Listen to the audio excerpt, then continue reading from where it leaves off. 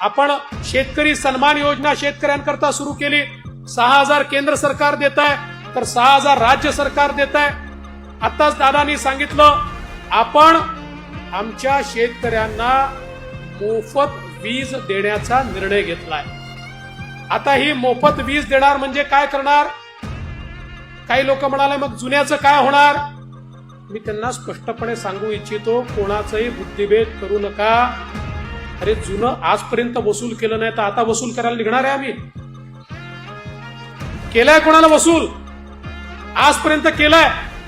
त्यामुळे जुनं वसूल करण्याचा तर विषयच नाही आहे. पण नव्याने कोणालाही 1 पैसा शेतकऱ्याला विजेचं बिल हे द्यावं लागणार नाही.